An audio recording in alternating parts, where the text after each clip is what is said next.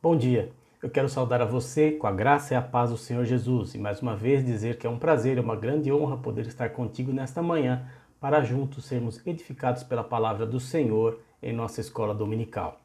Vamos orar ao Senhor? Pai, nós te agradecemos porque mais uma vez a tua misericórdia renovada sobre as nossas vidas nos permite estarmos juntos, ó Deus, para diante da tua palavra sermos ministrados pelo teu Santo Espírito. Hoje, ó Pai, onde nós vamos tratar da tua grande obra da salvação, pedimos, ó Deus, de uma maneira especial que o Senhor dê do teu Espírito para nós. Carecemos, ó Deus, da tua graça para podermos compreender as verdades expostas na tua palavra. Acrescenta-nos, ó Deus, aquilo que nos falta. É a nossa oração no nome de Jesus. Amém. Bom, eu convido você a abrir a palavra do Senhor comigo em um dos textos que servirá de base para a nossa aula desta manhã. Um texto que se encontra na carta que o apóstolo Paulo escreveu aos irmãos na igreja de Éfeso, no capítulo 1. Nós leremos do verso 3 até o verso 12. Carta de Paulo aos Efésios, capítulo 1, do verso 3 até o verso 12. Diz assim a palavra do Senhor. Acompanhe comigo a leitura. Bendito o Deus e Pai de nosso Senhor Jesus Cristo, que nos tem abençoado com toda a sorte de bênção espiritual nas regiões celestiais em Cristo, assim como nos escolheu nele antes da fundação do mundo, para sermos santos e irrepreensíveis perante ele, e em amor nos predestinou para ele, para a adoção de filhos, por meio de Jesus Cristo, segundo o beneplácito da sua vontade, para louvor da glória de sua graça, que ele nos concedeu gratuitamente no amado, no qual temos a redenção pelo seu sangue, a remissão dos pecados, segundo a riqueza da sua graça, que Deus derramou abundantemente sobre nós em toda sabedoria e prudência, desvendando-nos o mistério da sua vontade, segundo o seu beneplácito que propusera em Cristo, de fazer convergir nele, na dispensação da plenitude dos tempos, todas as coisas, tanto as do céu como as da terra. Nele, digo, no qual fomos feitos herança, predestinados segundo o propósito daquele que faz todas as coisas conforme o conselho da sua vontade, a fim de sermos para louvor da sua glória, nós, os que de antemão esperamos em Cristo. Bem, até aí a leitura da palavra do Senhor. Como os irmãos foram informados no domingo passado, no mês de janeiro agora nós teremos uma série de aulas sobre as doutrinas da graça. Nós vamos então passar pelos cânones do Sínodo de Dort, os assim chamados 5 pontos do calvinismo, e eu faço questão de enfatizar o assim chamados, né? Porque o calvinismo é muito mais do que os 5 pontos referentes à soteriologia, que é a parte da teologia que trata da salvação do homem, né? Toda a controvérsia que nós começamos a estudar na última semana a respeito desses pontos, como já foi visto então, é posterior à morte de Calvino e de Armínio lá no século XVII, né? A formulação do acrônimo TULIP, né? Traduzindo para o português, tulipa, serve então para nos ajudar a memorizar os 5 pontos. Então, quais são eles? Depravação total, eleição incondicional, expiação limitada, graça irresistível e perseverança dos santos, né? Nós vimos vários aspectos históricos na última semana, também um ponto de curiosidade aqui, né? A tulipa foi bastante apropriado usar esse nome aqui no acrônimo, né? Porque é uma flor que foi introduzida na Holanda no século XVI e é uma flor pela qual os habitantes daquele país têm grande paixão, então ficava alguma coisa muito familiar para eles, né? Na semana passada nós trabalhamos com a questão da depravação total. O nosso irmão, o seminarista Ricardo, deu essa aula sobre a depravação total e hoje nós vamos então para o U da nossa tulipa, não é? Do inglês esse U seria de unconditional election, né? Ou para trazer para a nossa língua, para o português, para ajudar na nossa memorização, uma eleição incondicional. Então falaremos hoje sobre eleição incondicional. É preciso admitir, antes de tudo, que o assunto é denso, mas de grande importância em nossa caminhada. Seria, obviamente, impossível de ser esgotado em uma aula de alguns minutos, como nós temos aqui. No entanto, como oramos, vamos em frente, não é? E clamando pela iluminação do Espírito Santo, né? Alguns cristãos se perguntam por que é importante entender a nossa eleição por Deus. Não deveríamos ficar satisfeitos simplesmente em saber que a gente já foi salvo, né? A eleição de Deus, de certas pessoas para a salvação e não de outras, é um ensino difícil para muitas pessoas aceitarem, e é preciso que a gente seja honesto em admitir isso, né? Muitos pensam que devem ter alguma participação em determinar se são salvas ou não. Embora muitos cristãos, né, vão ler a Bíblia, lerão a Bíblia e vão ver ali sobre eleição e escolha de Deus de pessoas, né, particulares para a salvação, muitos vão ignorar ou vão tentar interpretar isso de uma forma que redefina o seu significado, né? Não obstante, a eleição de Deus ser um ensino difícil, como já mencionei, visto que é ensinada em centenas de páginas da palavra do Senhor,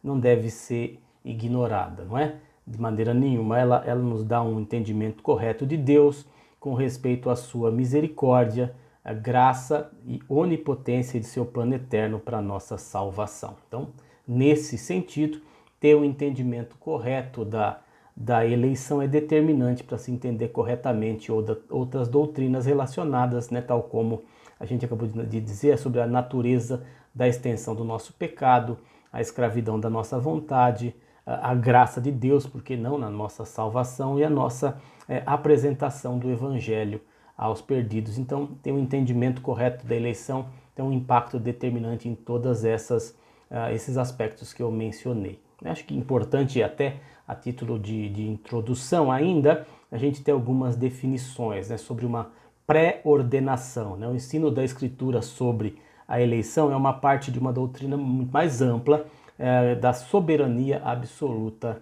de Deus, não somente na nossa eleição, diga-se de passagem, mas tudo efetivamente que acontece no universo é parte então do decreto eterno de Deus. A pré-ordenação é o plano soberano de Deus, no qual ele decide tudo o que acontecerá no universo. Nada acontece por acaso, Deus conhece todas as coisas antes mesmo que aconteçam, e isso porque ele que as planejou e faz acontecer, né? Como já dissemos anteriormente em algumas aulas relacionadas a outros temas, né?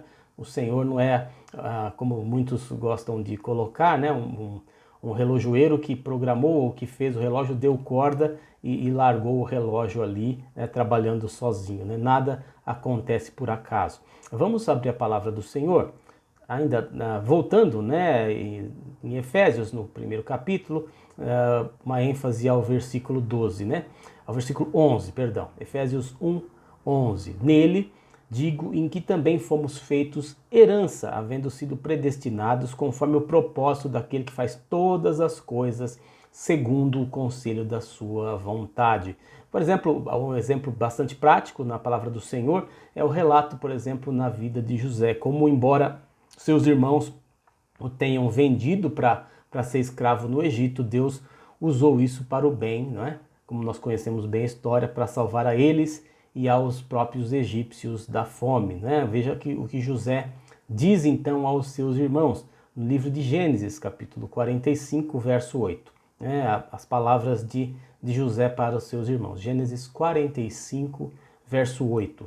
Assim, não fostes vós que me enviastes para cá, senão Deus, que me tem posto por pai de Faraó e por senhor de toda a sua casa e como regente em toda a terra do Egito. Veja aqui a palavra do Senhor enfatizando a soberania de Deus sobre todas as coisas que acontecem.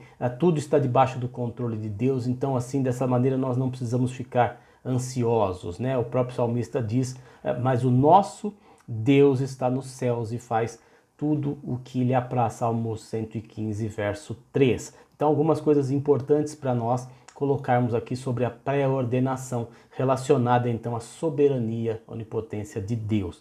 Quando pensamos então sobre uma eleição incondicional, né? Vamos pensar sobre uma eleição de maneira geral, ela pode ser então definida como o propósito eterno de Deus de salvar alguns da raça humana em e por meio de Cristo, não é?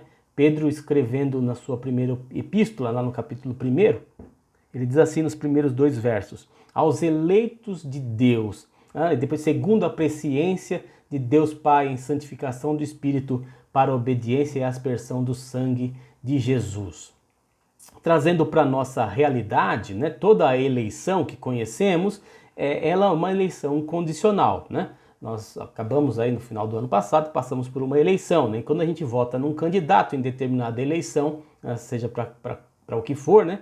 Desde síndico de prédio até presidente da República, a gente faz assim baseado em promessas, muitas vezes, a posição política, até na sua boa aparência, em algum outro fator qualquer, mas a gente sempre condiciona a nossa eleição a alguma coisa, mas a nossa escolha por Deus para sermos filhos, seus filhos, né, que foram adotados em sua família, isso é puramente incondicional, ela não depende de algo que pensamos, que dizemos, fazemos ou mesmo que somos, né? Não há nada ou não há como saber o porquê Deus escolhe salvar certas pessoas, mas com certeza não é baseado em algo presente nessa pessoa. A gente vai voltar especificamente nesse tema, vamos revisitá-lo mais para frente na nossa aula. Então realmente esse é um pensamento maravilhoso, porque quem poderia permanecer diante de Deus para fazer qualquer alegação, reivindicação, né, de que era bom o suficiente para Deus escolher, né? Todos nós estávamos igualmente mortos no pecado, né? Efésios capítulo 2, não tínhamos feito sequer alguma coisa boa que nos fizesse então aceitáveis a Deus. Se nossa eleição fosse baseada em algo que a gente faz, ninguém seria capaz de ir para o céu por implicação direta, né? Todos seríamos então condenados ao inferno, pois ninguém é bom, né? Então assim, a gente pode louvar a Deus por sua eterna e soberana eleição, que é incondicional, né? Algum aspecto importante ainda tratando desse assunto, antes de propriamente entrarmos na nossa aula, e ainda a título de introdução, a gente pode pensar um pouco sobre a liberdade do homem e alguns questionamentos que podem ser colocados. Ou seja, se Deus escolheu soberanamente quem ele salvará e determinou dessa forma o que acontecerá em cada detalhe da história, né? Então por que a gente deveria ser responsáveis, né? E é interessante pensarmos porque cada pessoa, né, faz as suas ações livremente de acordo com a sua vontade. Mas essas ações, por outro lado, também são a obra do propósito eterno e da pré-ordenação de Deus. É difícil para nós, a partir da nossa perspectiva humana e limitada, entender como Deus pode, né, pré-ordenar tudo o que acontecerá e ainda nos manter assim plenamente responsáveis por nossas ações.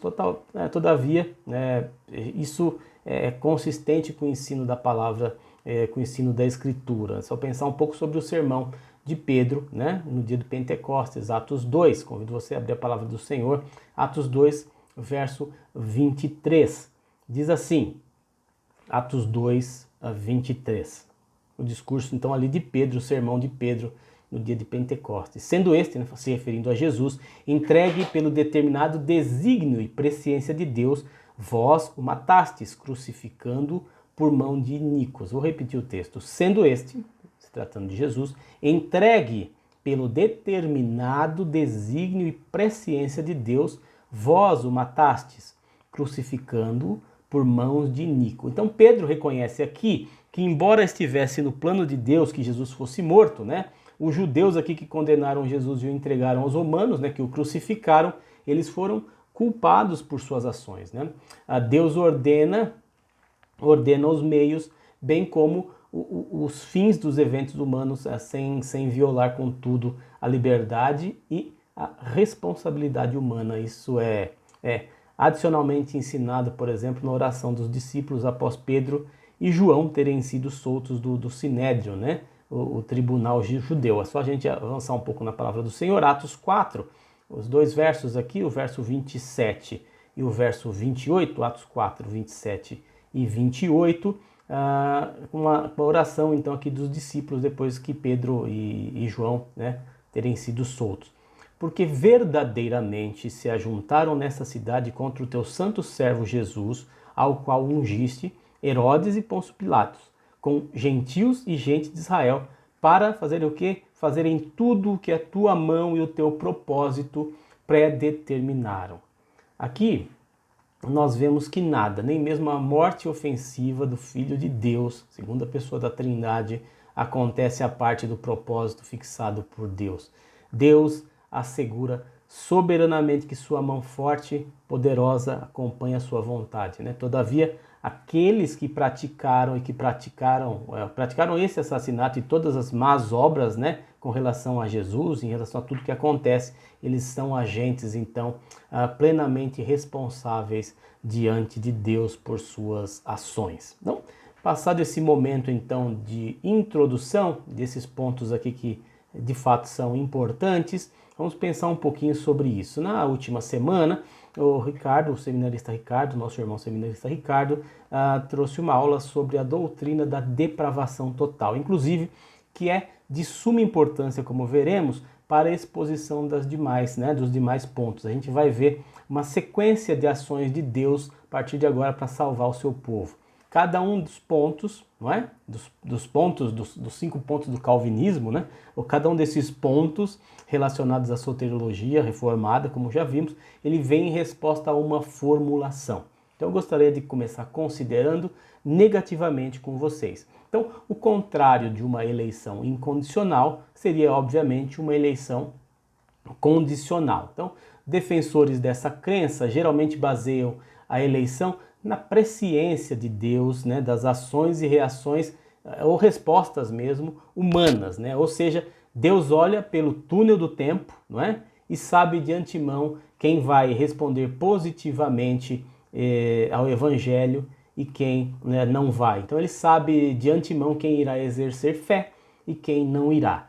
Deus então, né, eu acho que é uma figura apropriada aqui, agindo como um sacerdote lá do oráculo de Delfos, né, ele vai consultar ali então o futuro para saber quem vai crer, fazendo então a eleição dessas pessoas, né, trazendo para os nossos dias aqui, e admito, pintando com cores bastante fortes, mas que eu acho que é interessante fazê-lo, Deus agindo como uma cartomante aqui, tentando consultar o futuro para saber o que vai acontecer. E eu digo isso e eu acho que é importante pintar com cores fortes, mas com cores até certo ponto reais mesmo, para que a gente tenha a real noção do que do que implica essa construção da condição da eleição de Deus, né? Com base então nesse conhecimento prévio, né? Partindo do pressuposto aqui de uma eleição condicional, Deus vai escolher alguns, né? Ele os elege então, porque ele sabe que eles vão ter fé, que eles terão fé. Ele sabe quem vai satisfazer essas condições para a eleição e nessa base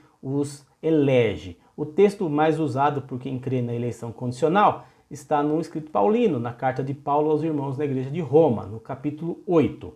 Então a gente vai ler também esse texto, como eu disse, é um texto preferido, né? Muito usado por quem crê na eleição condicional. Romanos 8, os versos 29 e verso 30. Romanos 8, 29 e 30. Diz assim a palavra do Senhor. Porquanto aos que de antemão conheceu, também os predestinou para serem conformes à imagem do seu Filho, a fim de que ele seja o primogênito entre muitos irmãos. E aos que predestinou, a esses também chamou. E aos que chamou, a esses também justificou.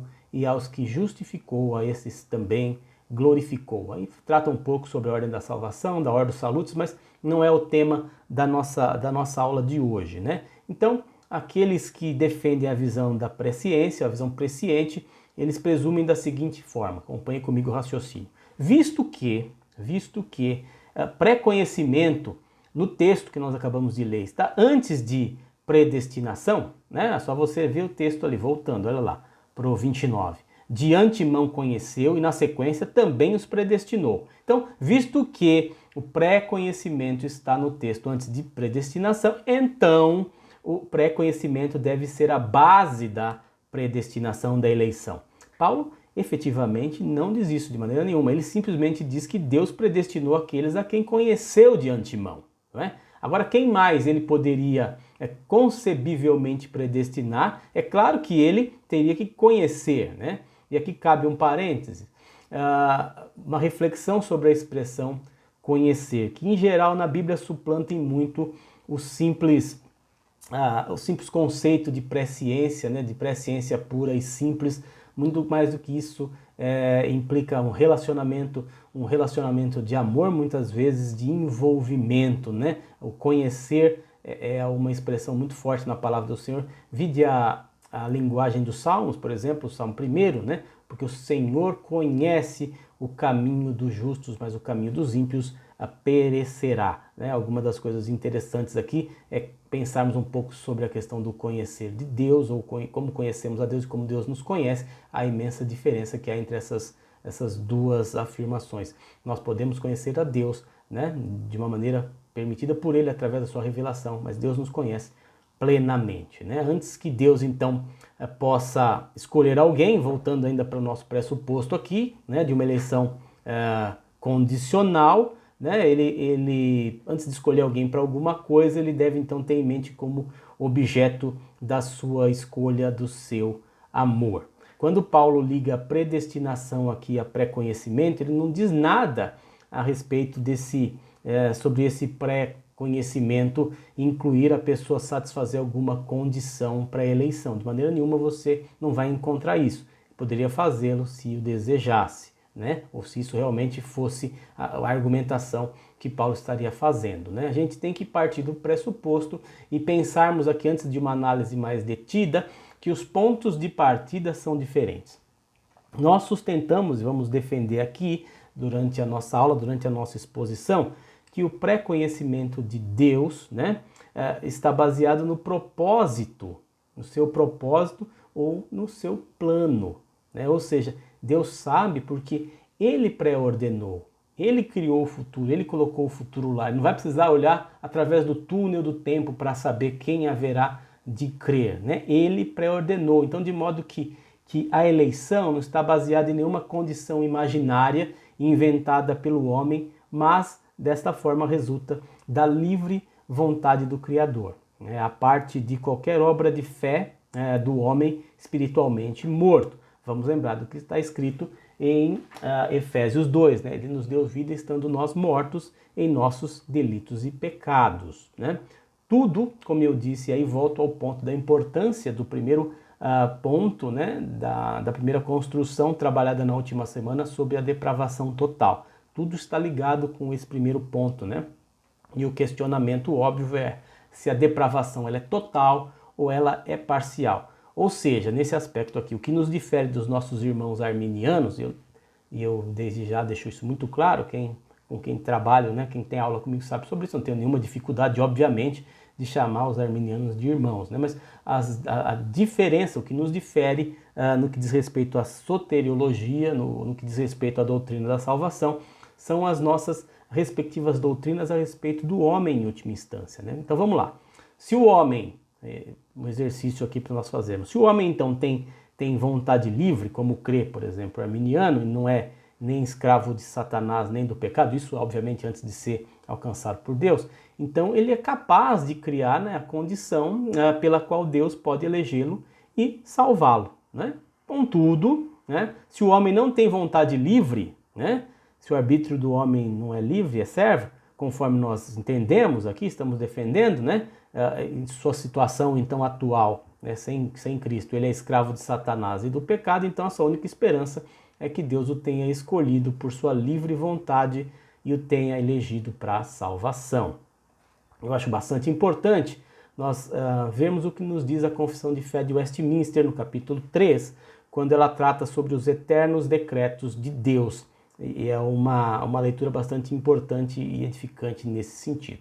Então, a Confissão de Fé de Westminster, no seu capítulo 3, que trata dos eternos decretos de Deus, ela diz o seguinte, falando sobre a eleição.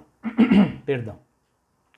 Pelo decreto de Deus e para a manifestação da sua glória, alguns homens e alguns anjos são predestinados para a vida eterna e outros pré-ordenados para a morte eterna. Esses homens e esses anjos, assim predestinados e pré-ordenados, são particular e imutavelmente designados.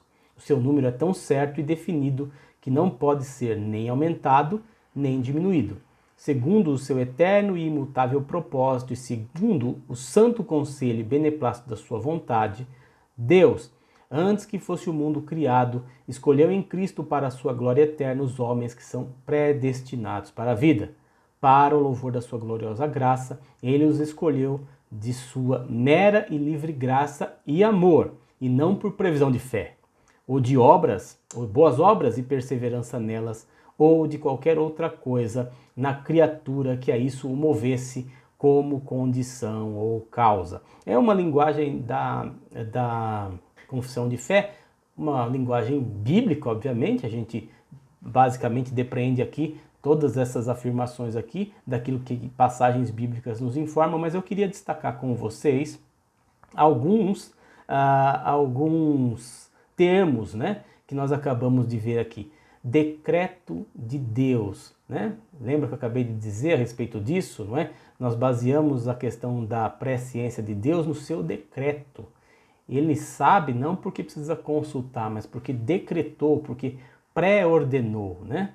Olha lá, a respeito da eleição e daqueles eleitos, é particular e imutavelmente designados. Aí uma série de implicações, inclusive nós vamos trabalhar mais para frente sobre certeza da salvação, sobre perda da salvação e uma série de coisas assim. Situa no tempo essa eleição, antes que o mundo fosse criado, desde antes da fundação do mundo. A escolheu em Cristo, um outro tema aqui, um outro termo aqui, uma outra expressão. Nos escolheu em Cristo para o louvor da sua gloriosa graça e não para o louvor do nosso próprio mérito ou qualquer coisa encontrada em nós, né? De bom em nós, para que nós pudéssemos então ser feitos dignos por nós mesmos, por nossos próprios esforços ou por boas obras, entre aspas, que poderemos apresentar, então nos habilitando, nos capacitando para a eleição.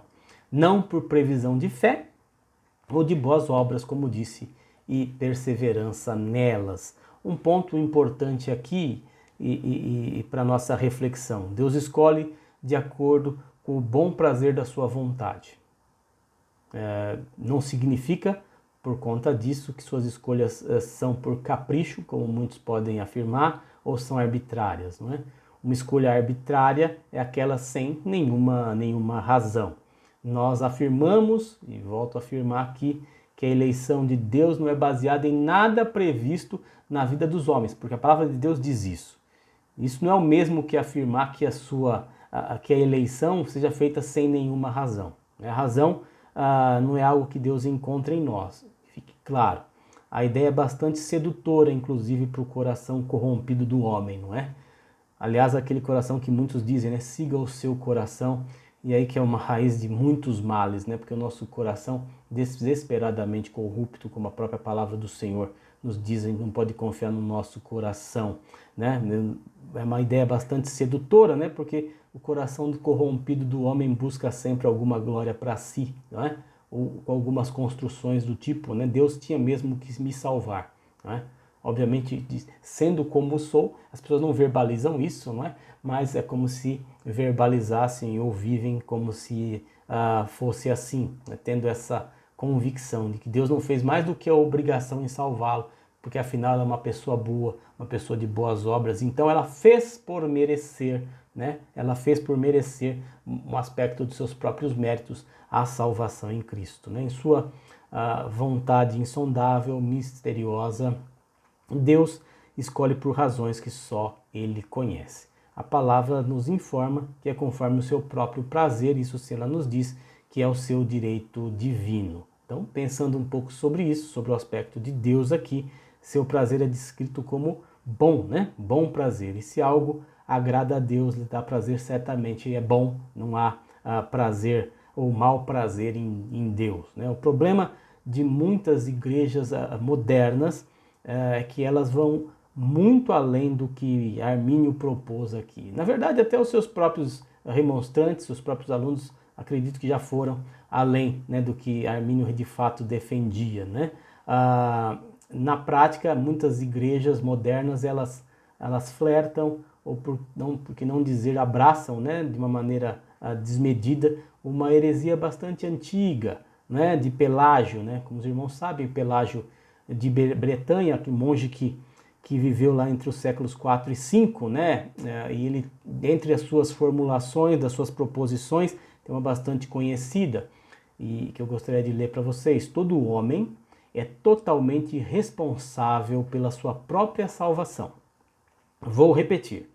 Todo homem é totalmente responsável pela sua própria salvação e, portanto, não necessita da graça divina. Tá? Entre outras coisas, Pelágio de Bretanha, ele negava o pecado original, obviamente, não é? A corrupção da natureza humana, ou seja, a última aula que nós estudamos aqui sobre a depravação total, não, de maneira nenhuma ele ia ficar passivamente ouvindo isso, ele ia realmente contestar, e obviamente que ele também negava o servo-arbítrio, né? Ele pregava ou acreditava no livre-arbítrio, né? Como muitas pessoas hoje dizem, até sem conhecer essa expressão, nós já tivemos aulas sobre isso aqui, que os irmãos podem consultar, obviamente já é do conhecimento dos irmãos esses estudos, né? Mas então ele negava o pecado original, a corrupção da natureza humana, obviamente, e o servo-arbítrio.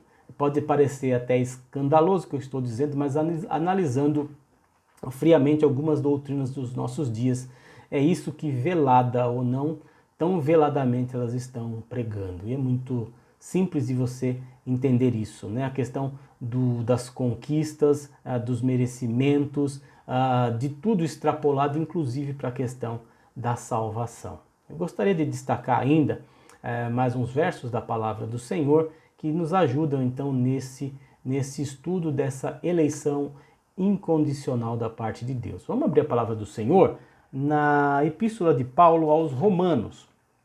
Mais uma vez voltamos à Epístola de Paulo aos Romanos. Nós leremos no capítulo 9, do verso 10, deixa eu ver aqui, até o verso 16. Romanos 9, nós leremos então do verso 10 até o verso 16. Ele começa aqui falando a respeito de Sara, né? Então, quando ele começa aqui, verso 10, e não somente ela, o texto imediatamente anterior falando sobre Sara, e depois ele começa a falar sobre Rebeca. Mas também Rebeca, ao conceber de um só Isaque, nosso pai, e ainda não eram os gêmeos nascidos, nem tinham praticado o bem ou o mal, para que o propósito de Deus quanto à eleição prevalecesse, não por obras, mas por aquele que chama. Já fora dito a ela, o mais velho será servo do mais moço. Como está escrito, amei Jacó, porém me aborreci de Esaú. Que diremos, pois? A injustiça da parte de Deus? De modo nenhum, pois ele diz a Moisés, terei misericórdia de quem me aprover ter misericórdia, e compadecer-me-ei de quem me aprover ter compaixão. Assim, pois, não depende de quem quer ou de quem corre, mas de Deus usar a sua misericórdia. Mais um texto aqui que escandalosamente, né, fala sobre a soberania de Deus na salvação, na eleição, deixando isso muito claro. Paulo deixa claro aqui que a razão de Deus escolher Jacó em lugar de Esaú não repousa nas ações de nenhum deles, não é? Paulo diz que o decreto da eleição, aqui fica claro no texto, ocorreu antes de os meninos nascerem ou terem feito qualquer coisa boa ou má. O apóstolo, ele não diz aqui que a eleição foi baseada nas ações e decisões dos gêmeos no futuro. Poderia ter feito isso se fosse dessa maneira. Verso 16, né, o que Paulo diz, ele não diz isso, né, que foi baseado em ação ou decisões do futuro, nada disso, né, sobre Esaú resolver vender o seu direito de primogenitura, não fala nada disso é mencionado aqui, mas ele coloca o que ele menciona no verso 16, não depende de quem quer ou de quem corre, mas de Deus usar a sua misericórdia, né? Porque é interessante, porque os que defendem aqui a eleição condicional, até certo ponto vão caminhar juntos, eles vão dizer sim, não foi por nada que eles não tinham feito, de fato eles não tinham feito, mas Deus olhou no túnel do tempo, não é? E assim então ele viu, então eles não tinham feito ainda, né? Mas Deus já viu o que eles fariam, então por isso Deus escolheu, por isso Deus elegeu, por isso o mais velho serviria o mais jovem. Mas voltando para o texto aqui, e a gente vai falar um pouco sobre uma acusação, né? Que muitos podem fazer sobre uma injustiça, então, da parte de Deus, considerando uma eleição condicional. Paulo mesmo faz a pergunta, voltemos para o texto no verso 9, né? Há injustiça da parte de Deus? Por que Paulo está dizendo isso? Paulo é professor, Paulo é mestre, Paulo ensinando aqui, ele já está prevendo uma objeção, prevendo um tipo específico de questionamento. Pense comigo, se Paulo estivesse baseando sua doutrina, o seu entendimento no pré-conhecimento de Deus para eleger, né, obviamente não ia surgir, não ia ter nenhuma objeção. Afinal, Deus viu o bem, né, nesse aqui e elegeu, né? Viu o bem em Jacó e elegeu. Viu o mal em Esaú e não elegeu. Seria fácil, né? Facílimo, inclusive. O problema é que é fácil, mas é que não é bíblico. E aqui a gente precisa ser radicalmente bíblico e textual de fato, né? A objeção que Paulo prevê aqui, que fariam a ele, é aquela que frequentemente, não poucas vezes, nós ouvimos também, qual seja, olha, a doutrina reformada, a doutrina calvinista com relação à eleição, lança uma sombra sob uma sombra a justiça de Deus. Coloca em xeque essa justiça de Deus. Como é que ele faz isso? Faz para um e não faz para outro? Né? Como é que ele pode fazer assim? Se está fazendo para um, tem que fazer para todos, né? Isso parece mais reivindicação de greve, né? Que muitas vezes acontece, né? A gente quer isonomia nas categorias profissionais. Parece muito mais do que isso, do que qualquer coisa, né? A gente pode então considerar que neste ponto dessa objeção e de sofrermos esse tipo de ataque, né? Camuflado em pergunta, a gente está em boa companhia. O próprio apóstolo Paulo já previa isso, não é? E já falava sobre isso, né? O questionamento claro, né? Se Deus dá graça para um, deveria dar graça para o outro, né? E é uma ilustração que eu gosto bastante de trabalhar com ela sobre esse assunto, é a humanidade como uma massa decaída, né? Todos culpados do pecado, né? Diante de Deus, todos expostos à sua justiça, passíveis de morte, né? Nenhum de nós, nenhum ser humano tem qualquer ou pode ter qualquer reivindicação, né? Eu usei a figura da greve, da paralisação trabalhista, né? Não temos nenhuma reivindicação ou autorização própria, verdadeira e autorizada da misericórdia de Deus, né? De fato não temos, isso é basicamente muito simples pela própria vivência e experiência humana. Se diante de Deus a gente pode levantar alguma coisa. Por isso volto àquele tema que bato várias vezes aqui, com relação à relação que as pessoas pensam poder ter com Deus no fato de dar ordens ao Senhor, determinar que o Senhor do universo, Criador de todas as coisas, faça aquilo que é a vontade deles e não a sua vontade que é boa, agradável e perfeita, né? As questões da confissão positiva e uma série de outras coisas, as implicações que isso tem, como isso fere a doutrina da soberania de Deus. Nós conhecemos a história da Escritura, conhecemos aquilo que Deus nos deixou para que nós conhecêssemos, né? A revelação. E nós sabemos que uma das coisas que fere ao Senhor, que o ofende profundamente, figurativamente falando, é colocar em xeque a sua soberania. E as pessoas fazem isso sem medida, sem temor, sem tremor de Deus, não é? A gente pensar nesse sentido, Deus ele escolhe conceder misericórdia a quem, alguém daquele grupo que eu disse, dos caídos, de todos nós, e ele exercer misericórdia para um daqueles perdidos não requer que ele dê isso a todos. Eu acho que é um dos conceitos e uma formulação bastante importante aqui, porque por outro aspecto Deus poderia não ter escolhido salvar ninguém, ou salvar a todos. Ele tem o poder, ele tem a autoridade de executar sua reta justiça não salvando ninguém, né? Poderia fazer isso. E uma coisa importante para nós pensarmos aqui, ninguém recebe castigo das mãos de Deus que não mereça. Gravem isso. Ninguém recebe castigo das mãos de Deus que não mereça. Alguns recebem graça da mão de Deus. E todos esses alguns que recebem graça da mão de Deus, não merecem, né? Se a misericórdia é merecida, então logo já não é misericórdia, né? Misericórdia merecida muda de nome, passa a ser outra coisa. Na verdade é justiça. E definitivamente, se Deus houvesse de fazer justiça para conosco diante do que nós temos a oferecer a Ele, nós sabemos que não seria eleição para salvação. Um outro texto, e aí alguns dos aspectos importantes aqui, que algumas pessoas insistem em negar a doutrina da predestinação. O que fica claro na palavra do Senhor é que nós até podemos discutir a doutrina da predestinação, mas jamais, de maneira nenhuma, dizer que ela não está presente na palavra de Deus. Isso seria uma desonestidade da interpretação da Sagrada Escritura. Vamos lá, um texto da palavra do Senhor, Atos 13, 48. Atos 13, 48. Naquele momento tão especial na história da igreja que estava nascendo ali. Atos 13, 48. Creram todos os que haviam sido destinados para a vida eterna. Uma clara indicação aqui da predestinação. Creram todos os que haviam sido destinados para a vida eterna. Um outro texto, folheia sua Bíblia um pouco mais à frente, Romanos 11, 7. Romanos 11, 7. Vamos ver 3 aspectos aqui importantes nesse verso. Romanos 11, 7. Que diremos, pois? O que Israel está buscando, isso não alcançou. Mas os eleitos o alcançaram.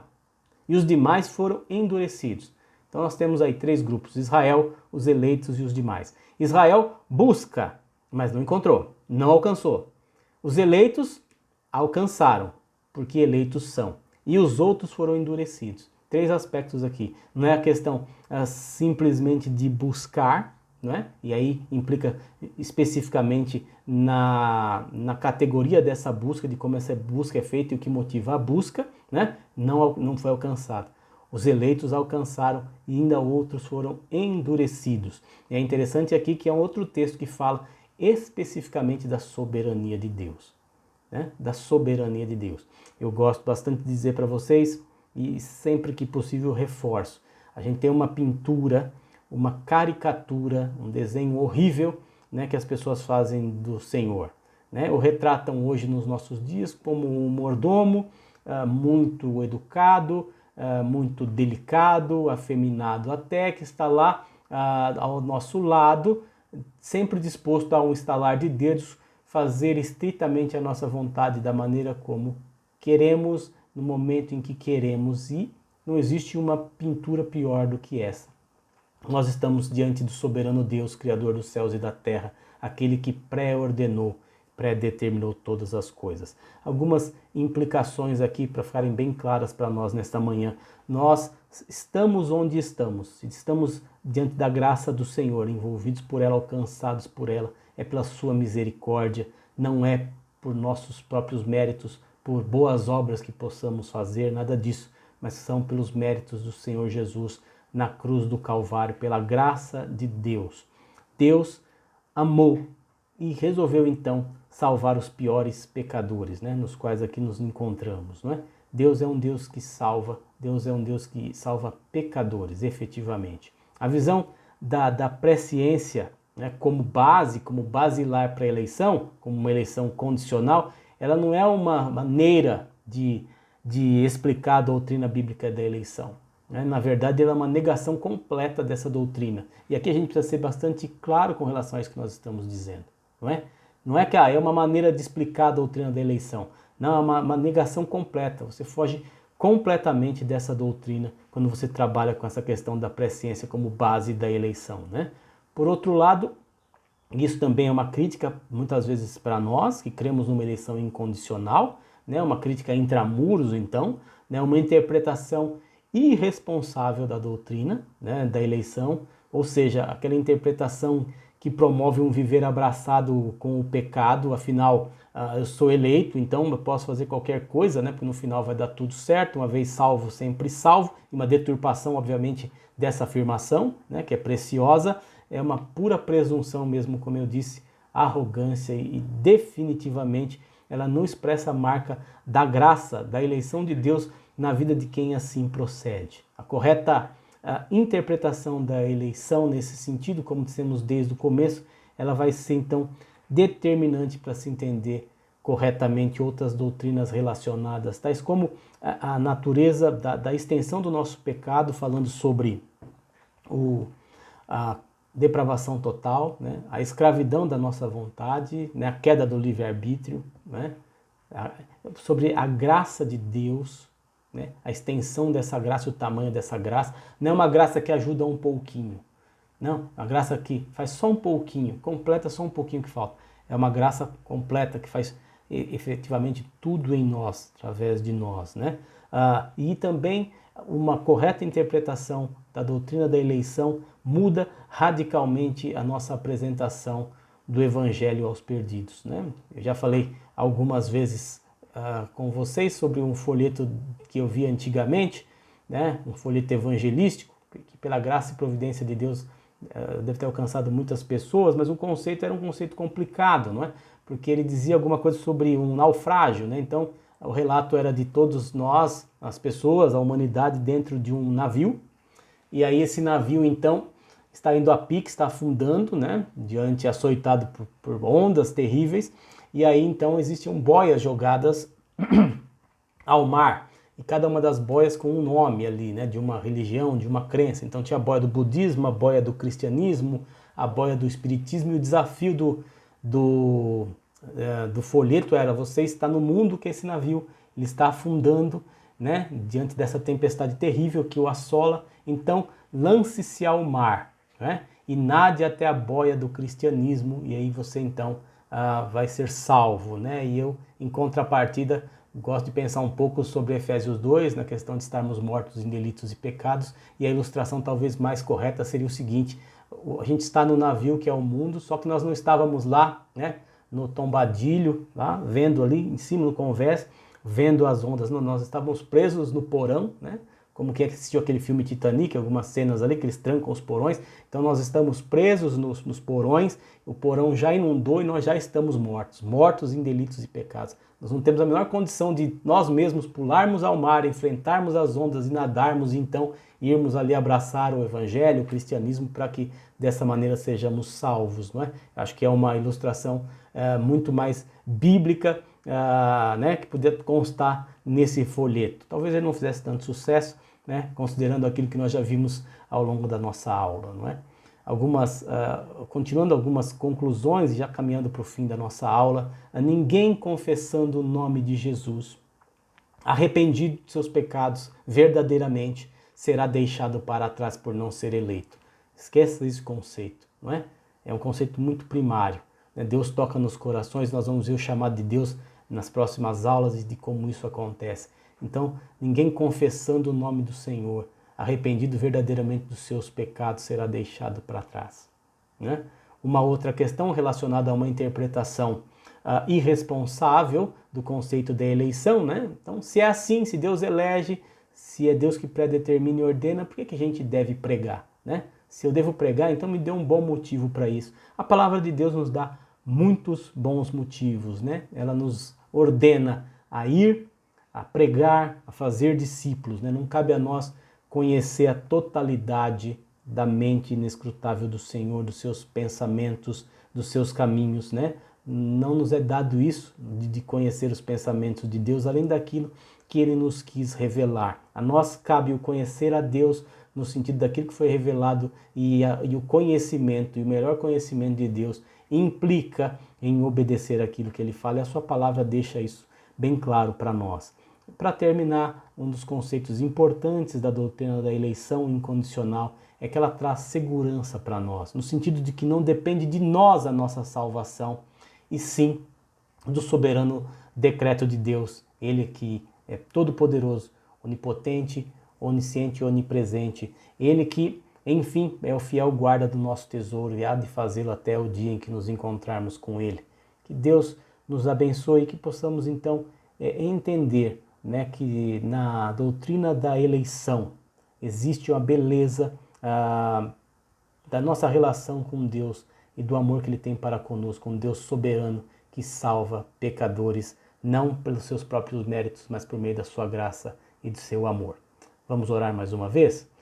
Pai, nós clamamos mais uma vez pela Tua misericórdia, entendendo, ó Deus, que só através da intervenção do Senhor nas nossas vidas podemos, ó Deus, entender a mensagem da Tua palavra. Teu Espírito, ó Deus, ministra aos nossos corações aquilo que não conseguimos ver, ó Deus, nesses poucos minutos pela nossa própria limitação, seja de quem expôs ou de quem ouviu. Teu Santo Espírito trabalha, ó Deus, nessas duas vias, nesses dois sujeitos. Nós pedimos a Tua graça e Te louvamos, ó Deus, pela Tua salvação em Cristo, por essa obra tão maravilhosa. Fazemos isso no nome de Jesus. Amém. Irmãos, que Deus nos abençoe. Na próxima semana, então, teremos continuidade a essa sequência de aulas sobre as doutrinas da graça. Um grande abraço a você.